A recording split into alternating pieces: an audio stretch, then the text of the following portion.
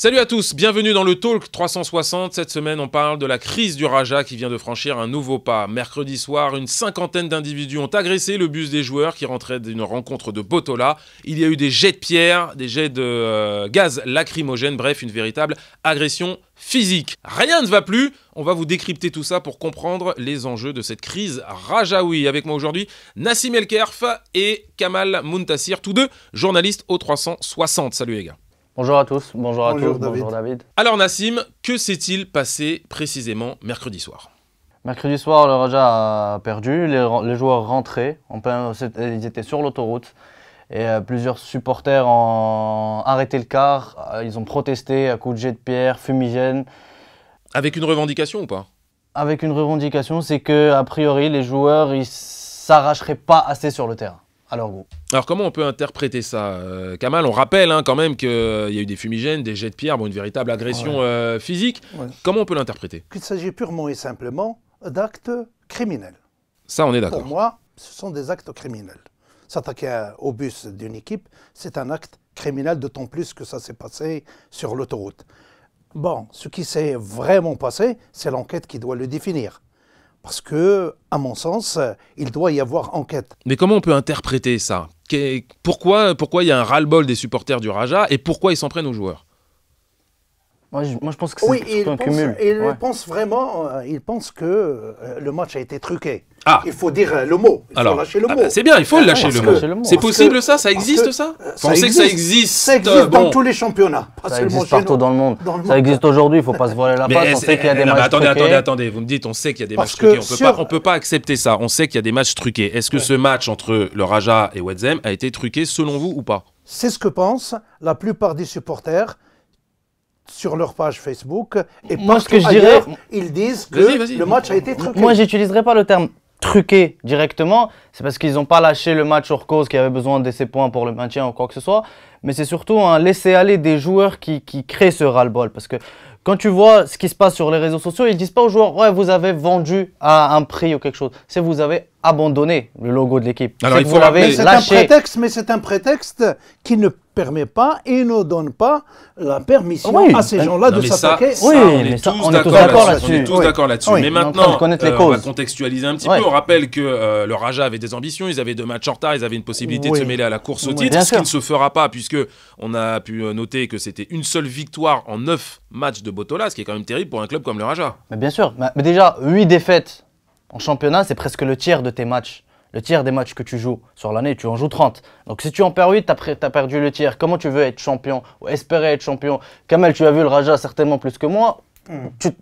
Quelle est la date de... Est-ce que c'est de la déception finalement des supporters? C'est comme ça qu'on peut l'interpréter? C'est la goutte qui a fait déborder le vase. Parce qu'il y avait un vase vraiment rempli jusqu'ici. Une déception, mais il y a derrière quand même... aller jusqu'à s'attaquer au bus, et il y a quelque chose derrière. Non mais on est tous d'accord, on condamne. Dans les coulisses, il y a quelque chose. Alors moi je voudrais qu'on aille plus loin. Il y a une crise beaucoup plus profonde au Raja, puisqu'il y a une crise de gouvernance et il y a une crise financière. Est-ce que tous ces ingrédients-là aussi, supporters aussi font partie de l'histoire contemporaine du Raja et qui n'est plus supportable pour les supporters? Pour moi, c'est une triple crise. C'est une triple crise. Tu as oublié peut-être de citer la crise des supporters, parce qu'aujourd'hui, même les supporters du Raja sont divisés en 2 camps. Ceux qui supportent les joueurs et ceux qui sont contre les joueurs. Parce que si on se souvient, il y a 2 mois, avant que Hasban ne parte, c'était Hasban le principal shaitan, entre guillemets, du club, et qui est à cause de tout. Maintenant, Hasban est parti. Ah, maintenant c'est les joueurs. Enfin, maintenant c'est autour des joueurs. Donc il y a un problème de supporters dans ce club. Donc il y a un problème de clan dans le comité. Déjà. Il y a problème de clan. Et le clan, au Raja, au Wydad, il y a problème de clan, automatiquement... J'entends ce que tu dis. Ce n'est pas le clan qui dit à ces individus d'aller agresser les joueurs. Après, les joueurs du Raja, ils se sont... les supporters ont pris... un côté des supporters a pris sous son aile les joueurs au moment où ils faisaient grève. Ces joueurs se sont fait protéger par une certaine partie des supporters qui ont dit « Bon, c'est à cause du président, continue à faire grève, il va se faire virer. » Les supporters, moi j'ai quand même le sentiment du côté du Raja qui trouvent toujours une excuse pour exprimer quelque chose. Oui. Et notamment du mécontentement. Oui, mais le mécontentement ne se fait pas en s'attaquant au bus âgé non mais de ça, Pierre. Kamal, on est tous d'accord là-dessus, c'est pas la peine de le non, redire, pour arriver à une chose. Maintenant, on essaye de je veux comprendre. arriver pour que tu comprennes, David. Je veux arriver à une chose. Des gens qui sont en voiture, d'abord qui sont motorisés, qui ont des cagoules. Ça sent la préméditation là-dedans. Pas tous. Il y avait quelques supporters qui portaient des cagoules. Que... On n'arrive pas au stade avec des cagoules. On peut imaginer que le résultat a déclenché quelque chose. Oui, oui, bon, le résultat, c'était peut-être la défaite de trop. Après, ça, mais est-ce que la mèche n'a pas débuté le week-end dernier à Casablanca? Parce qu'à Casablanca, le Raja joue une finale de championnat contre Tétouan. Toute la semaine, ils appellent les supporters à se mobiliser, à venir en masse. Ils ont sorti 25 000 tickets. Les 25 000 ont été vendus, les supporters ont répondu présent. Tu gagnes pas sur le terrain, tu sors sur des jets de bouteilles et des insultes, comme on l'a passé sur notre site. Après, la suite, ils attendent de toi un réveil à Ouazzam. Mais peut-être que cette équipe du Raja, elle n'a tout... justement, les amis, on laisse le décompte, s'il vous plaît, merci. Est-ce que cette équipe du Raja, tout simplement, elle n'a pas les moyens de ses ambitions cette année? Il y a un moment, il faut dire les choses. Mais ils n'ont pas d'effectif. Ils ont 13 joueurs valable, entre guillemets, opérationnel. Le reste, c'est des jeunes joueurs qui ont besoin de temps de s'adapter. D'accord. Donc en fait, quand on attaque les joueurs... Toute la saison, il y a eu crise de gestion c'est ce que je disais tout à l'heure. Pas seulement les joueurs, c'est pas question donc il y a une crise de gouvernance, il y a une crise financière, voilà. Il y a une crise d'effectifs et une crise sportive. Oui. Donc, où va le Raja? Le Raja, avec le comité provisoire, le nouveau comité provisoire, il doit virer, il doit faire le virage et aller vers quelque chose de mieux, à une meilleure restructuration. D'ailleurs, les dernières nominations de Fethi Jamal... On essaie de revenir vers les enfants du club, en quelque sorte. Tu vois. Donc, on est on veut restructurer. Alors, et peut-être l'événement du bus, c'est les gens qui ne veulent pas que le Raja aille dans ce sens-là. Oui, parce que toujours il y a des clans. Moi, je le répète, au Raja, au Wydad et partout. Ça s'est passé au Wydad il y a quelques années. Alors justement, ça m'intéresse, c'était en 2013. Et qu'est-ce que ça a donné? Ça a donné que le changement est parti.